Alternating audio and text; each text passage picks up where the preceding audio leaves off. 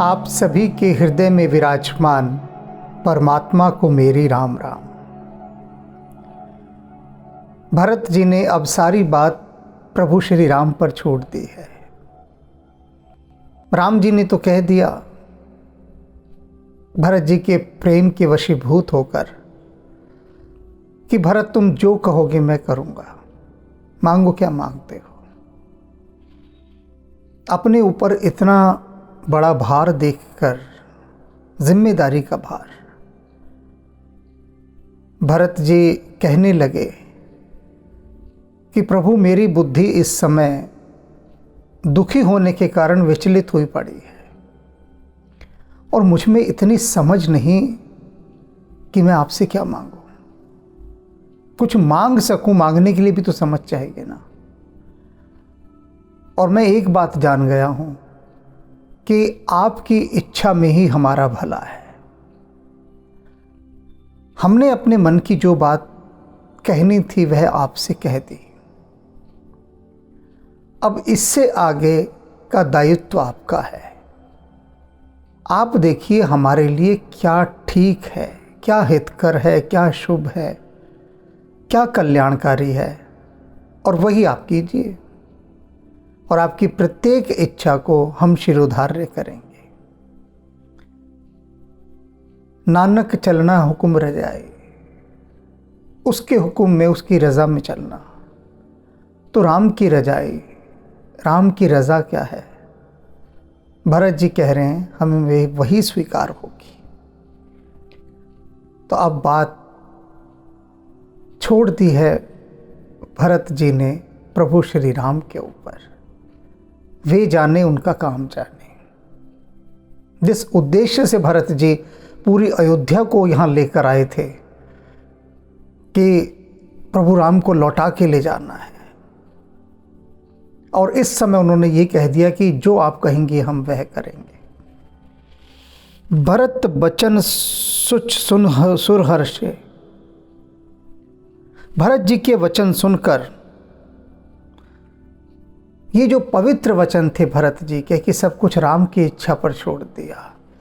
भरत बचन सुच सुन सुर हर्षे। देवता तो प्रसन्न हो गए। देवताओं को तो भी ये डर हो गया था ना कि प्रभु राम ने सब कुछ भरत जी के ऊपर छोड़ दिया और कह दिया जो आप कहेंगे मैं करूंगा। अब देवता घबरा गए एकदम कि भरत जी तो यही कहेंगे कि चलिए अयोध्या। तो गुरुदेव बृहस्पति ने समझाया कि चिंता मत करो, भरत जी का मन ही मन सुमिरन करो और उसके बाद देखना भरत जी भी संसार का भला ही चाहते हैं। और अब सब कुछ राम जी पर छोड़ दिया। अब देवता इसलिए प्रसन्न हो गए क्योंकि राम तो चाहते ही नहीं अयोध्या लौटना। भरत बचन सुच सुन सुर हर्षय, साधु सराही सुमन सुर बरसे। और साधु साधु कहकर सब सराहना करने लगे भरत जी की, और देवताओं ने पुष्प वर्षा की भरत जी के ऊपर प्रसन्न होकर। असमंजस बस अवध निवासी। अब भरत जी की ये बात सुनकर अवध के निवासी तो असमंजस में पड़ गए, हैरान हो गए। भरत जी के इस वाक्य से अलग अलग प्रतिक्रियाएं हो रही हैं सभी पर। अभी आपने देवताओं की प्रतिक्रिया तो देख ली, प्रसन्न हो गए। अयोध्यावासी असमंजस में पड़ गए। असमंजस क्या? अभी प्रभु श्री राम कहकर चुके हैं कि कोई भरत जी पर संदेह नहीं करेगा, और ये असमंजस माने संदेह एक प्रकार का कि अयोध्या से तो भरत जी यही गाना गाते हुए चल रहे हैं कि प्रभु राम को लौटा कर लाना है, वापस अयोध्या लाना है, वहीं राज्याभिषेक करना है। यहाँ तक का भी हमने कोई बीच में एक अंतराल नहीं छोड़ना। और अब ये कैसा वाक्य भरत जी ने कह दिया? जब प्रभु श्री राम स्वयं कह रहे हैं कि भरत तुम जो कहोगे मैं करूंगा, तो फिर अब देर किस बात की थी? अब तो भरत जी को यही कहना चाहिए था, तो प्रभु ठीक है, फिर आप मुझे वर दीजिए कि आप अयोध्या लौटकर राजकाज संभालेंगे, वह जो राज तिलक आपका होना था उसे आप पूर्ण करें। तो ये तो कहा नहीं भरत ने। तो अयोध्यावासी बड़े असमंजस में कि आखिर भरत जी चाहते क्या हैं, चाहते क्या हैं। वे तो मन में यही सोच रहे हैं कि भरत जी ने एक ऐसा विकल्प छोड़ दिया प्रभु राम पर जिसमें वो ये कह सकें कि ठीक है भरत, मुझे नहीं चाहिए राजकाज, तुम जाओ, तुम करो।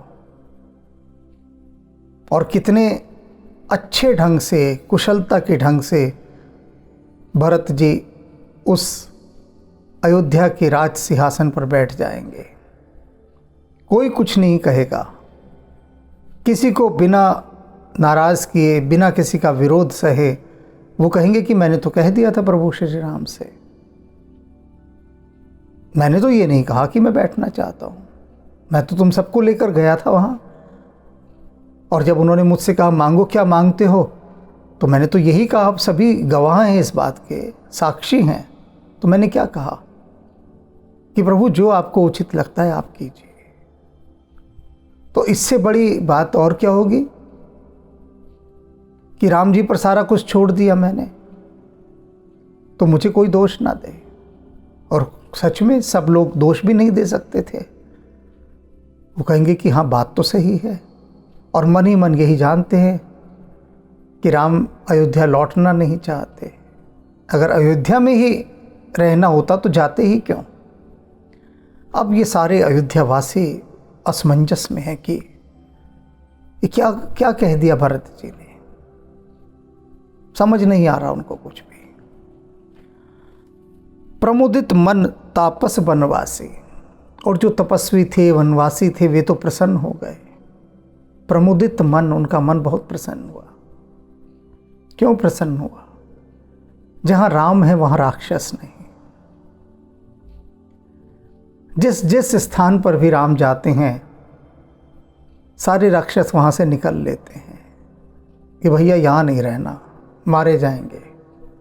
और ये वनवासी तो प्रसन्न है, वे तो चाहते हैं कि राम अयोध्या लौटे ही ना। वे वनों में रहेंगे, जहाँ रहेंगे वहाँ राक्षस नहीं आएंगे। तो तीन अलग अलग प्रतिक्रिया भरत जी की बात से उपस्थित जनमानस में हुई। चुपे रहे रघुनाथ सकोचे, प्रभु श्री राम संकोच से भरकर चुप रहे। क्या कहें भरत को, अब समझ नहीं आ रहा उनको कि भरत ने फिर से लाकर गेंद प्रभु के ही पाले में डाल दी कि प्रभु आप खेलिए इससे, हमारे बस का नहीं है कि हम कुछ भी मांग लें। और हम जानते हैं जो मांगेंगे सब उल्टा सुल्टा होगा। तो आप ही सुलटिए, आप पर ही छोड़ दिया। अब प्रभु संकोच में पड़ गए कि क्या कहें भरत को। अगर कहते हैं भरत से कि भरत तुम लौट जाओ, मैं नहीं आऊँगा अयोध्या, तो भरत का तो दिल टूट जाएगा। इतने जतन, इतने उपाय, इतनी मनोतियाँ मांगता हुआ भरत अयोध्या से यहाँ यह सुनने के लिए थोड़ी ना आया है कि मैं उसे कहूँ भरत तू लौट जा, मैं नहीं आ रहा। और यदि मैं अयोध्या चला जाता हूँ, राजपाट संभालता हूँ, तब पिता के वचन का क्या होगा। संकोच में, दुविधा में पड़ गए। प्रभु गति देख सभा सब सोची, प्रभु की ऐसी स्थिति देखकर सारी सभा भी सोच में पड़ गई, चिंता में पड़ गई। चुप हैं प्रभु, कुछ कह ही नहीं रहे, कुछ कह ही नहीं रहे। वे तो सोच रही है प्रजा कि प्रभु को कहना चाहिए कि ठीक है भरत, फिर तुम्हारा मन रखने के लिए मैं अयोध्या चल पड़ता हूं। कुछ भी तो नहीं कह रहे। जनक दूत ते अवसर आए। अभी ये स्तब्धता छाई हुई है, सन्नाटा पसरा हुआ है, शांति। कोई कुछ नहीं बोल रहा, चुप है, इंतज़ार में देख रहे हैं कि प्रभु श्री राम क्या बोलेंगे। और तभी उसी अवसर के ऊपर पता लगता है कि जनक ने कुछ दूत भेजे हैं, वे दूत आए हैं। मुनि वशिष्ठ सुन बेगी बुलाए। गुरुदेव वशिष्ठ ने जब सुना कि महाराज जनक ने कुछ दूतों को भेजा है तो उन्होंने कहा कि उनको बुला लाओ, सभा में ही ले आओ। ये जो सब यहाँ बैठे हैं, पंचायत जुड़ी हुई है, इसी पंचायत में ले आओ सभी को, उन दूतों को, यही बात करते हैं। क्योंकि महाराज जनक के दूत हैं, किसी साधारण व्यक्ति ने नहीं भेजे हैं, असाधारण हस्ती की तरफ से आए हैं। और उनके द्वारा भेजे गए दूतों को प्रतीक्षा करवाने का कोई अर्थ नहीं, औचित्य ही नहीं है, परिपाटी ही नहीं है। कर प्रणाम तिन राम निहारे। वे दूत आए और उन्होंने प्रणाम करके राम को निहारा, देखा राम को। अब निहारना शब्द समझ लीजिए, देखने से बड़ा भिन्न है ये निहारना शब्द। निहारने में व्यक्ति का तन मन दोनों संयुक्त हो जाते हैं, कहा जाए तो आत्मा भी। हालांकि वो संयुक्त नहीं होती, पर कहने के लिए अतिशयोक्ति। तो तन मन जब दोनों जुड़कर एक हो जाते हैं और जब किसी को देखते हैं, उसे निहारना कहते हैं, जिसमें भाव की गहराई होती है। तो दूत हैं, वो राम को निहार रहे हैं। अब ये इतनी बात कहकर आगे बढ़ जाने वाली नहीं है। कारण जानना होगा कि दूत निहार क्यों रहे, देख क्यों नहीं रहे। ये भी हो सकता था कि दूतों ने राम की ओर देखा, लेकिन नहीं। तुलसीदास जी कह रहे हैं, कर प्रणाम तिनु राम निहारे। उन्होंने प्रणाम किया दूतों ने और राम को निहारना शुरू कर दिया। दूत है संदेशवाहक, मैसेंजर। मैसेंजर अक्सर न्यूट्रल होता है, उसके पास भावनाएं नहीं होती, केवल एक डाकिया होता है, वो पोस्टमैन। जैसे कि न्यूज़ रीडर, जो न्यूज़ रीडर है वो समाचार सुनाते समय, जो वास्तविक समाचार वाचक है, न्यूज़ रीडर वास्तविक, आजकल के नहीं जो मीडिया के न्यूज़ की रिपोर्टिंग करते फिरते हैं, वो नहीं। क्योंकि उन्हें तो पता ही नहीं कि पत्रकारिता का गुण क्या है, न्यूज़ रीडर होता क्या, उन्हें तो पता ही नहीं। मैंने कुछ समाचार सुने न्यूज़ चैनल्स के, जो न्यूज़ रीडर हैं, समाचार सुनाने वाले हैं, वे तो आते ही ऐसा चीखना चिल्लाना शुरू कर देते हैं, चीख चीख कर बोल रहे हैं, चीख चीख कर गुस्से में भर जाते हैं, प्रेम में भर जाते हैं, भावों में बह जाते हैं, गुस्से, प्रेम इत्यादि भावों में। ये न्यूज़ रीडर का धर्म नहीं है, बिल्कुल भी नहीं है। न्यूज़ रीडर का मतलब होना चाहिए जो जैसा है उस घटना को पढ़कर सुना दिया, बस कह दिया। उसके साथ अपने विचारों का घालमेल वहां डालना, यह उसके दायित्व के अंतर्गत नहीं आता, बिल्कुल नहीं आता। जब हम पढ़ते थे तो एमए में हमें कॉलेज में बताया गया था कि वास्तविक पत्रकारिता क्या होती है, पत्रकार के गुण क्या होते हैं, कि उसे हर चीज में तटस्थ रहना होता है, न्यूट्रल। अब कोई भी खबर होती है, अब देखिए चीख चीख कर, चिल्ला चिल्ला कर कह रहे हैं,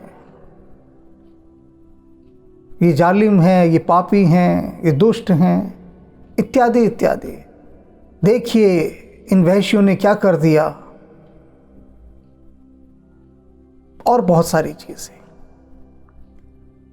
वास्तविक यदि न्यूज़ रीडिंग देखनी हो तो जो दिल्ली दूरदर्शन पर आया करती थी, दूरदर्शन के ऊपर या आकाशवाणी पर, उनके जो समाचार वाचन करते हैं, समाचार वाचक उनको देखिए, उनके बोलने में कितनी गरिमा, कितना सौंदर्य, एक एक शब्द को ठहर ठहर कर बोलते हैं, पूरे शब्द को उसकी पूरी गरिमा के साथ बोलते हैं। सौंदर्य है आकाशवाणी और दूरदर्शन के समाचार वाचकों में। तो बात यहां आ रही थी, दूत निहार क्यों रहे हैं। ये तो बीच बीच में मैं समझाता चलता हूं जीवन के उदाहरण देते हुए। ये जो दूत हैं जनक के, ये बहुत ही संवेदनशील और जनक के बहुत निकट के,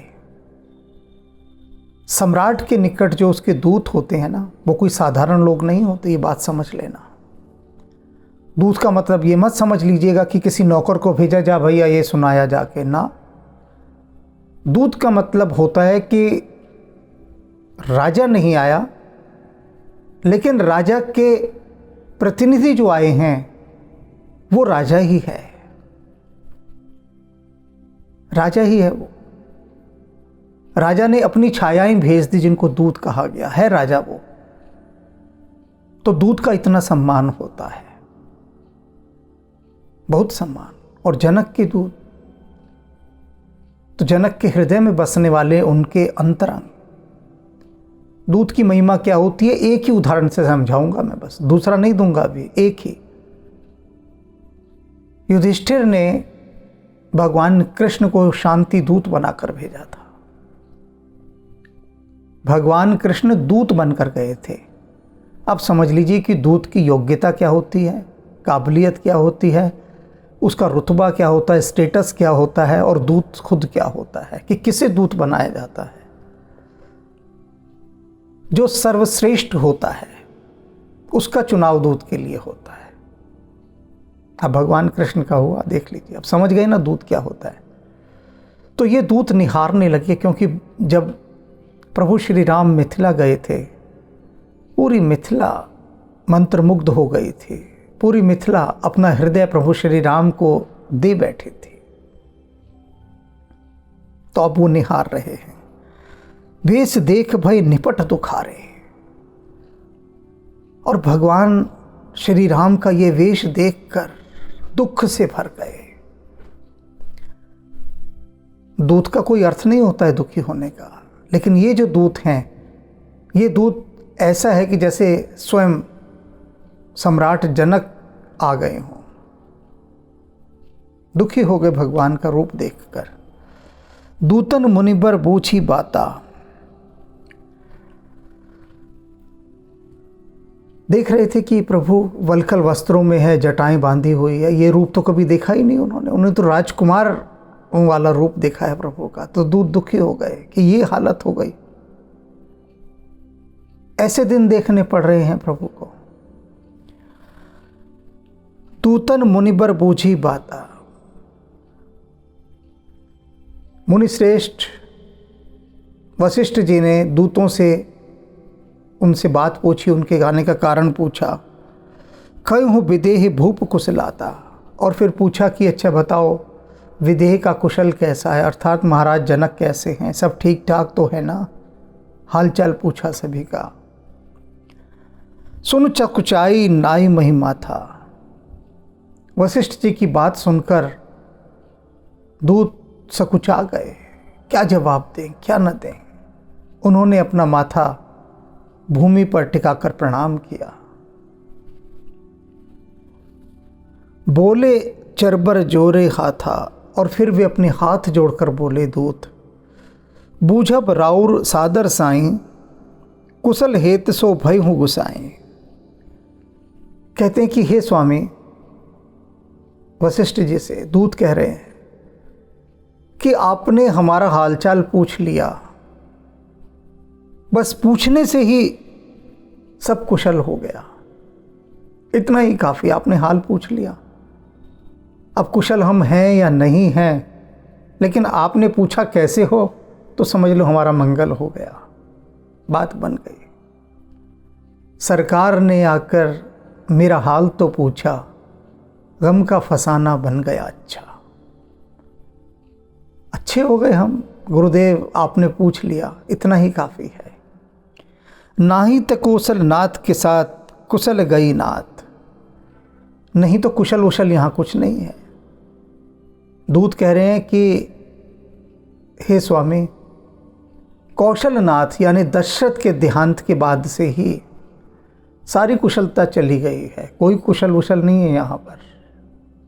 हाँ, आपने पूछा, आपकी गरिमा, आपका बड़प्पन और आपके पूछने से ही सब कुशल हो गया, अन्यथा कुशल यहाँ कोई नहीं है। सारी कुशलता महाराज दशरथ के देहांत के साथ ही चली गई। मिथिला अवध विशेष ते जग सब भय हो अनाथ। कहते हैं जैसे ही महाराज दशरथ गए सब अनाथ हो गए, और विशेष रूप से मिथिला और अवध तो हो ही गए हैं विशेष रूप से। बाकियों की तो जानने दीजिए, किंतु इन दोनों के साथ जो हुआ उसकी क्षतिपूर्ति नहीं की जा सकती। कौशलपति गति सुन जन कौरा, भे सब लोक शोक बस बोरा।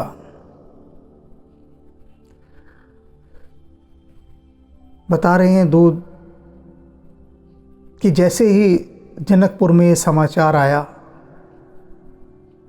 कि महाराज दशरथ का देहांत हो गया,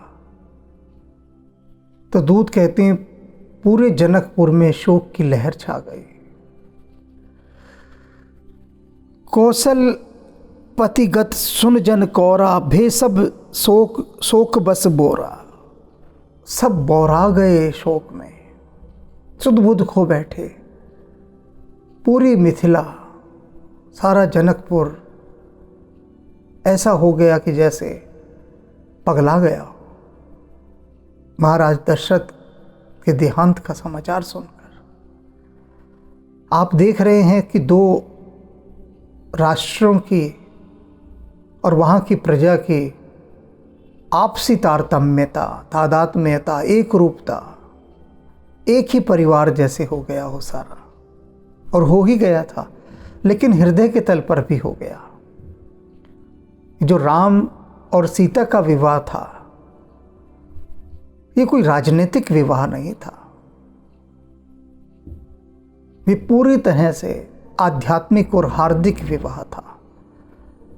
राम और सीता के साथ दो हृदय जुड़े थे,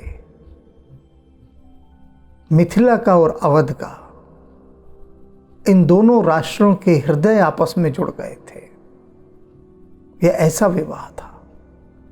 तो इसलिए सभी एक दूसरे के सुख दुख में साझेदार थे। जे देखते ही समय विदेहु, नाम सत्य अस लाग न केहू। और दूत कह रहे हैं जिस समय ये समाचार महाराज जनक को मिला कि दशरथ का देहांत हो गया, उस समय आप उनकी स्थिति देखते, उनकी हालत देखते। आप कोई भी अगर उस समय उनकी हालत देख लेता तो यही कहता कि ये जो महाराज जनक का नाम विदेह रखा है ना, ये झूठ है, दिखावा है, पाखंड है, क्योंकि ये विधेय तो है ही नहीं, विधेय तो है ही नहीं। क्योंकि जो भी व्यक्ति देहाभिमान से बाहर हो जाता है उसे विदेह कहा जाता है। देह से जनित सारे संबंधों के सुख दुख से वह ऊपर उठ जाता है। किंतु महाराज जनक दशरथ के देहांत का समाचार सुनकर शोक विह्वल हो गए। तो जो भी उनको देखता उस समय वो यही सोच रहा था कि ये विदेह नहीं है, झूठा है नाम इनका, विदेह है और इतने शोकग्रस्त। और किसका शोक? अपने समधी का, अपने दामाद के पिता का, इतनी दूर का रिश्ता, एक तरह से दूर का, और उनके प्रेम में ये ऐसे हैं। अभी मैंने कहा ना कि सीता राम के विवाह में हृदय जुड़े थे। रान कुचाल सुनत नरपालहि, सूज न कछु जस मनि बिन व्यालहि। कहते हैं कि जब कारण पता लगा महाराज जनक को दशरथ की मृत्यु का, कि किस कारण से उनका देहांत हुआ, कारण पता लगा। कारण कि रानी ने उनके साथ कुचक्र रचा और उसकी कुचाल, उसकी कुटिलता के कारण शोकग्रस्त होकर दशरथ को अपने प्राण त्यागने पड़े। एक महावीर और एक शूरवीर योद्धा कैसी दयनीय मृत्यु को प्राप्त हुआ। पूरा कारण जब उन्होंने जाना, सूझने कछ जस मन बिन ब्याले। महाराज जनक ऐसे हो गए थे जैसे किसी मणिधारी सर्प की कोई मणि छीन कर ले गया हो। उस सर्प की कोई मणि छीन कर ले जाए तो सर्प अधमरा हो जाता है, उसे कुछ समझ नहीं आता, सूझता नहीं, कुछ भी समझ में नहीं आता। ऐसा समझ लीजिए आज की भाषा में कि जैसे कोई किसी के कंप्यूटर की हार्ड डिस्क निकाल कर ले जाए, तो वो जो मणि होती है सर्प की हार्ड डिस्क होती है, एक प्रकार से मणि खो जाए उसकी तो सर्प मर जाता है। यही स्थिति महाराज जनक की हो गई थी। ये सारा कुछ जान करके किस प्रकार से महाराज दशरथ की मृत्यु हुई। भरत राज रघुबर बनवासो, भाव मिथिले सही हृदय हरासो। जब महाराज जनक ने ये सुना कि भरत का राज तिलक और राम को 14 वर्ष का वनवास, ये सुनकर ही उनका दिल बैठ गया। हतोत्साहित हो गए, निराश हो गए, दुखी हो गए, निराश हो गए कि ये कैसे हुआ। कुछ भी समझ नहीं आ रहा था उनको कि ऐसा हो कैसे सकता है। स्थिति, बातें, घटनाएं सब कुछ समझ से पार थी, कुछ भी समझ नहीं पा रहे थे।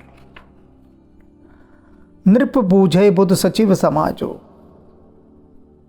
महाराज जनक ने अपने सभी सभासदों को बुलाया, मंत्रियों को बुलाया और विद्वानों को बुलाया, परामर्शदाताओं को बुलाया, सबकी एक सभा आयोजित की। तत्काल आपातकालीन एक उन्होंने सभा का आयोजन किया, इमरजेंसी मीटिंग बुलाई फौरन।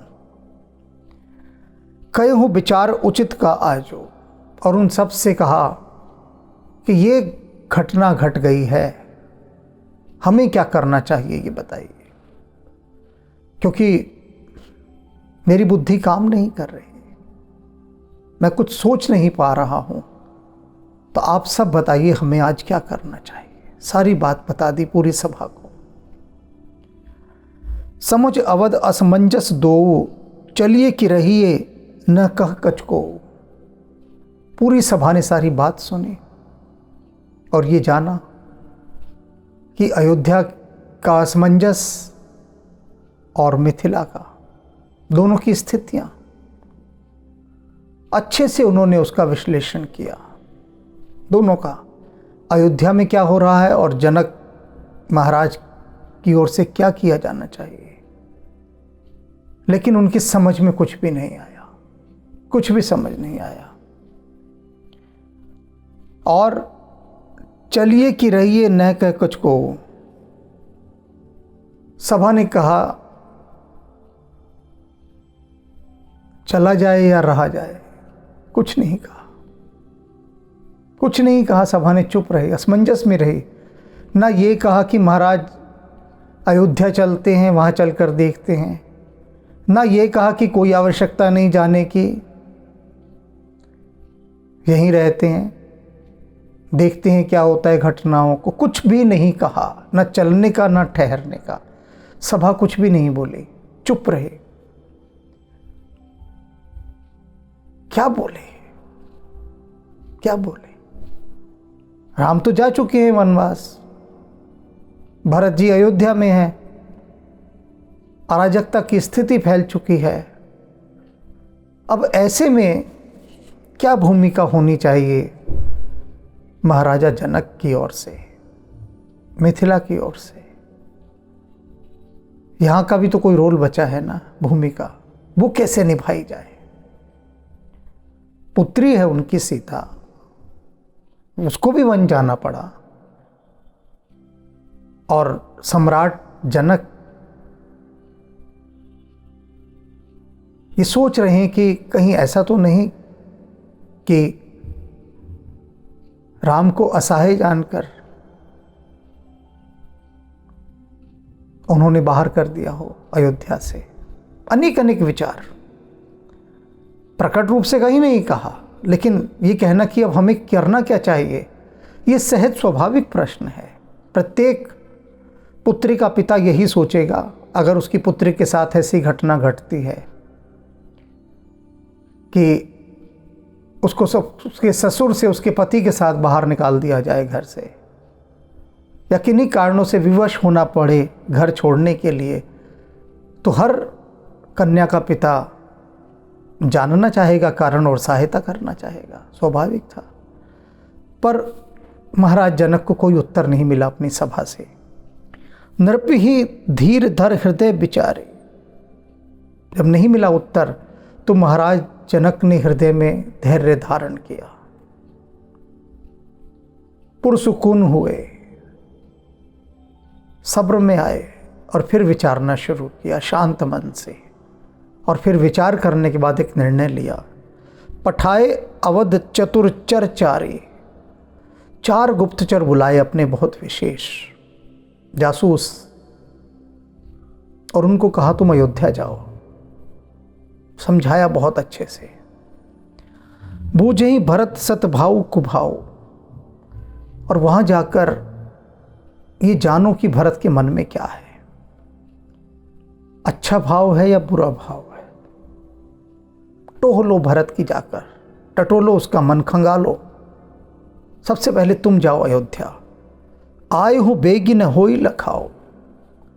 जितनी जल्दी हो सके ये सारी सूचनाएं लेकर, खबरें लेकर, सारी इंफॉर्मेशन कलेक्ट करो। जितनी जल्दी हो सके यहाँ पर आओ। और एक बात का ध्यान रखना कि मिथिला की ओर से 4 जासूस भेजे गए हैं, ये किसी को पता ना लगे। तुम किसी की निगाहों में ना आना, न होई लखाओ, किसी को दिखाई मत देना। इतने छुपकर अपना सारा काम करना, उसे अंजाम देना इतने छुपकर कि किसी को पता ही न लगे। और जल्दी आओ ये सब काम करके। गए अवधचर भरत गत, बूझ ही देख कर तो, चले चित्रकूट ही भरत 4, चले तेरहू। दूत बता रहे हैं वशिष्ठ जी से कि तब वो 4 दूत अयोध्या गए, वहाँ के लोगों के बीच रहे, राजमहल में जहाँ उनके संपर्क थे उनसे संपर्क साधा। सारी खोजबीन करने के बाद उन्होंने ये जान लिया कि भरत जी के हृदय में कोई भी कुविचार नहीं है, बुरा भाव नहीं है। वे प्रभु राम के प्रेम में हैं, उनका कोई दोष नहीं, निर्दोष हैं वे, निर्लिप्त हैं वे। और जैसे ही भरत जी अयोध्या से चित्रकूट की ओर चले, तत्काल ही वे दूत मिथिला पहुंच गए। महाराज जनक को सारा समाचार दिया आकर उन्होंने। धूतन आए भरत कई करनी, जनक समाज जथामति बरने। और दूतों ने जनक की सभा में आकर अपनी बुद्धि के अनुसार जो उन्होंने देखा था, जो जाना था भरत जी के विषय में, सब कह दिया। सुन गुर परिजन सचिव महिपति, भेसब सोच सन्हे विकल अति। इसे सुनकर गुरु, कुटुंबी, मंत्री और घर के सदस्य जितने थे वहाँ पर, वे सभी प्रेम से व्याकुल हो गए। अभी तक दुख से व्याकुल थे, लेकिन जब गुप्तचरों ने बताया कि भरत जी राम के प्रेम में कितने, उनके विरह में जल रहे हैं, संतप्त हैं, दुखी हैं, तब भरत जी का ऐसा प्रेम देखकर सारी सभा स्नेह के वशीभूत होकर व्याकुल हो गई। धर धीरज करी भरत बढ़ाए, और फिर बड़ा धैर्य धारण किया उन्होंने, अपनी उस व्याकुलता से बाहर निकले, प्रेम की व्याकुलता से। और फिर भरत जी की बहुत बड़ाई करने लगे, बहुत प्रशंसा की। लिए सुभट साहनी बोल आए। और तब महाराज जनक ने अपने विशेष योद्धाओं को बुलाया और सैनिक अधिकारियों को बुलाया, साहनियों को बुलाया। साहनी आपने सुना होगा ना, बहुत सारे लोगों का नाम साहनी होता है, सरनेम साहनी, सब कहते हैं साहनी साहब, साहनी साहब, साहनी जी। तो साहनी क्या होता है जान लीजिए। साहनी सैनिक अधिकारी को कहते हैं, आर्मी ऑफिसर, उनको साहनी कहा जाता है। तो महाराज जनक ने अपने योद्धाओं को और उन योद्धाओं के जो बड़े अधिकारी थे, सैनिक अधिकारी, साहनी, उन सभी को बुलाया। घरपुर देश राख रखवारे, है गजरथ बहु जान सवारे।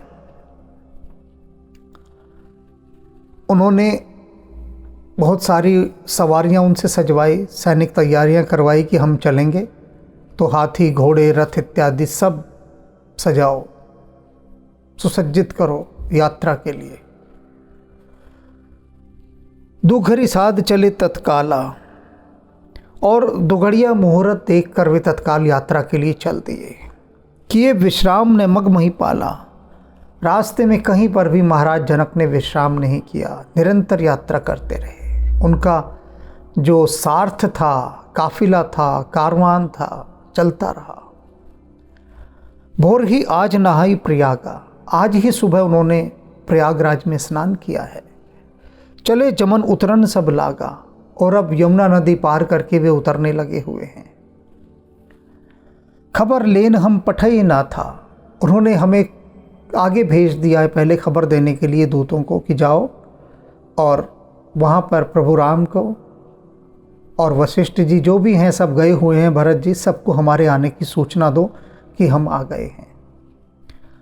तिन ही कही अस मही नायो हूँ माथा, ऐसा कहने के बाद दूतों ने पृथ्वी पर माथा टिकाकर प्रणाम किया कि ये गुरुदेव वशिष्ठ हमारे आने का कारण है, कि हम बताने आए हैं कि महाराज जनक बस पहुंचने ही वाले हैं, तो आप तक उनके आगमन की सूचना देने आए हैं। साथ की रात 6-7 दीने, मुनिवर तुरंत विदाचर कीने। जैसे ही वशिष्ठ जी ने ये बात सुनी, एकदम सक्रिय हो उठे, एक्शन में आ गए। कहने तो जा रहे होंगे कि अरे भाई, इतनी महत्वपूर्ण बात बताने में इतनी देर लगा दी, सबसे पहले ये बात बतानी थी, इतनी देर क्यों की? पर कोई बात नहीं, उन्होंने तत्काल 6-7 की रातों को बुलाया कि आओ, इनके साथ जाओ, मार्गदर्शन करो और महाराज जनक को लेकर आओ, उनको असुविधा ना हो, रास्ता ना भटक जाएं। तो उन्होंने 6-7 की रातों को भेजा, तुरंत विदा किया। सुनत जनक आगमन सब, हर्षहु अवध समाज। अब जो अयोध्यावासी थे वहाँ पर वे बहुत प्रसन्न हो गए ये सुनकर कि महाराज जनक आ गए हैं। वे जानते हैं क्यों आए हैं, स्वाभाविक रूप से जानना है कि हस्तक्षेप करेंगे। महाराज जनक आए हैं तो और कहेंगे कि राम तुम्हें अयोध्या लौटना चाहिए। एक ये भी कारण है उनके हर्षित होने का, और एक अन्य कारण भी है। रघुनंदन सकोच बड़, सोच विवश सुरराज। महाराज जनक आ रहे हैं ये सुनकर प्रभु श्री राम तो संकोच में भर गए, दुविधा में, अब क्या करें। संकोच होना स्वाभाविक है। अयोध्यावासी प्रसन्न हो गए हैं सुनकर, क्योंकि उनको आशा की किरण जगी है कि वे अपनी पुत्री को कभी वनों में भटकने नहीं जाने देंगे, और वे कहेंगे कि राम तुम ही अधिकारी हो अयोध्या का राज करने के। तो ये आशा एक अयोध्यावासियों में, और राम को संकोच किस बात का कि ये हमारा पारिवारिक विषय है। अब इसमें आकर महाराज जनक यदि हस्तक्षेप करते हैं तो वे उनके श्वशुर हैं, पिता तुल्य हैं, उनको वे कुछ अनुचित भी नहीं कह सकते। तब क्या होगा। बड़ सोच विवश सुरराज, और जो देवता थे वे फिर से चिंता में पड़ गए, फिर से चिंता में कि बड़ा मुश्किल बात बन रही है, फिर बिगड़ रही है, फिर बन रही है, फिर बिगड़ रही है। ये होगा क्या? एक घड़ी ऐसी आती है कि हमें लगता है कि प्रभु राम बन नहीं जाएंगे, एक आता है लगता है चले जाएंगे। तो ये धूप छांव का खेल चलता ही जा रहा है, आंख में छोनी चलती जा रही है। जरा जरा सी देर में कभी अयोध्यावासी प्रसन्न होते हैं, कभी वे दुखी हो जाते हैं, कभी देवता प्रसन्न होते हैं, दुखी हो जाते हैं, और राम तो बार बार दुविधा में पड़ते जा रहे हैं। कितना कठिन है ना प्रभु राम के लिए सबको निभाना, सबका ख्याल रखना है, किसी का भी दिल ना दुख जाए। ऐसा तो हो नहीं सकता, एक का तो दुखेगा ही दिल, सदा से यही होता रहा है। किंतु प्रभु राम का प्रयत्न यही होता है, रहा है और किया है कि किसी का भी हृदय ना दुखे, किसी का भी हृदय। ऐसा उनका गहरा चिंतन, ऐसी संवेदनाएं, समझ नहीं आता कि कैसे कैसे इन सब चीजों का वर्णन किया जाए। कैसा हृदय क्षेत्र होगा वह जो किसी का भी दिल नहीं दुखाना चाहता, न जानबूझकर न अनजाने में। उस हृदय की दिव्यता को कैसे कोई अनुभव करे।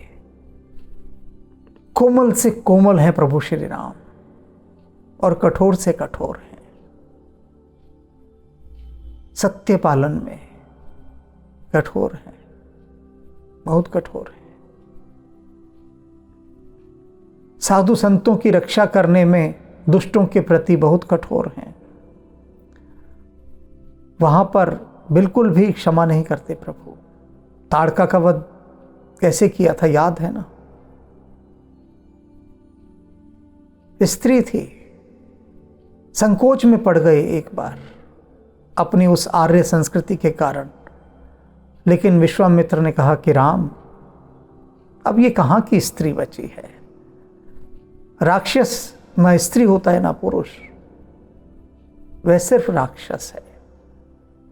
मानवता का शत्रु किसी जाति के अंतर्गत नहीं आता, उसकी कोई जाति नहीं बचती। इस बाहरी आवरण को मत देखो राम, मार डालो। और राम ने तत्काल ताड़का का वध कर दिया। मानवता के कल्याण के लिए, संसार के सुख के लिए राम राक्षसों के प्रति बहुत कठोर हैं और भक्तों के लिए इतने कोमल हैं, इतने कोमल हैं कि स्वयं दुविधा में घिर जाते हैं। और यहाँ घिरे हुए हैं, आप सब देख ही रहे हैं। करे ही गलानी कुटिल के कई, काहि कहे के ही दूषण देहि। असमन आने मुदित नर नारी, भयहु बोहर रहबद निचारे। अब एक दृष्टि केकई की तरफ इस समय जाती है, तुलसीदास जी की। उन सबके बीच में केकई भी वहीं बैठी है। गरई गलानी कुटिल केकई, वो जो कुटिल केकई है वह आत्मग्लानि में गलती जा रही है। देख रही है कि कितना बड़ा बखेड़ा, फसाद, उपद्रव उसके कारण खड़ा हो गया। किस किस को क्या क्या नहीं झेलना पड़ रहा। वही है केकई, गली जा रही है अपनी आत्मग्लानि में। काहि कहे के ही दूषण दे, सोच रही है मैं किससे क्या कहूं और किसे दोष दूं, ये सारी घटना घटे, मेरे माध्यम से ये सब कुछ हुआ, किसे दोष दूं, किससे कहूं कि मैं चाहती ही नहीं थी यह हुआ, न जाने किस शक्ति ने मुझसे ये काम करवा लिया, उसे समझ ही नहीं आ रहा।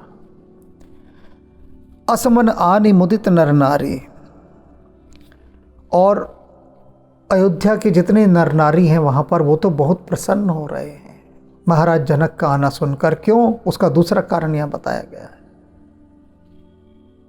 भयहु बोहर रहबद निचारे, कि अब उनको 4 दिन और रहने को मिल जाएंगे।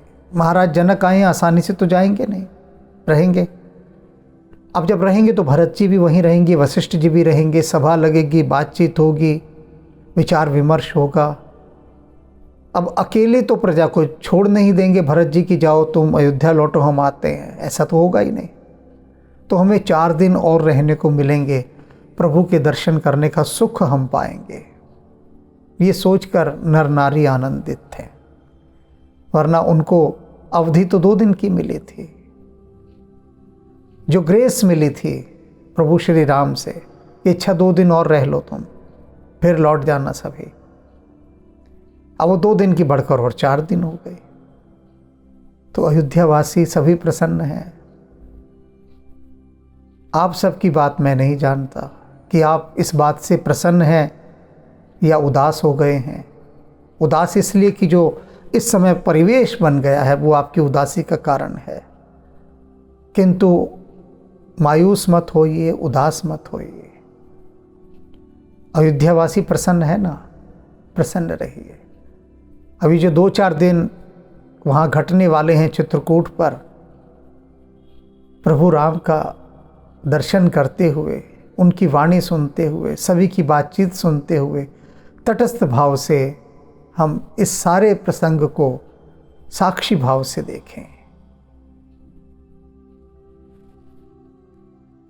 सीताराम सीताराम सीताराम कहिए, जाहि विध राखे राम ताहि विध रहिए। सीताराम सीताराम सीताराम कहिए, जाहि विध राखे राम ताहि विध रहिए। सीताराम सीताराम सीताराम कहिए, सीताराम सीताराम सीताराम कहिए, जाहि विध राखे राम ताहि विध रहिए। जाहि विध राखे राम ताहि विध रहिए। सीताराम सीताराम सीताराम कहिए, जाहि विध राखे राम ताहि विध रहिए। जाहि विध राखे राम ताहि विध रहिए। सीताराम सीताराम सीताराम कहिए, जाहि विध राखे राम ताहि विध रहिए।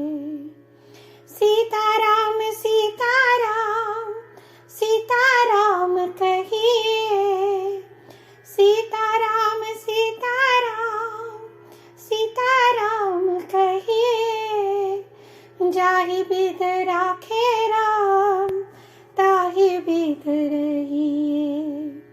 जाहि विध राखे राम ताहि विध रहिए। सीताराम सीताराम सीताराम कहिए, जाहि विध राखे राम ताहि विध रहिए। जाहि विध राखे राम ताहि विध रहिए। सीताराम सीताराम सीताराम कहिए, जाहि विध राखे राम ताहि विध रहिए। जाहि विध राखे राम ताहि विध रहिए। सीताराम सीताराम सीताराम कहिए, जाहि विध राखे राम ताहि विध रहिए। जाहि विध राखे राम ताहि विध रहिए। जाहि विध राखे राम ताहि विध रहिए।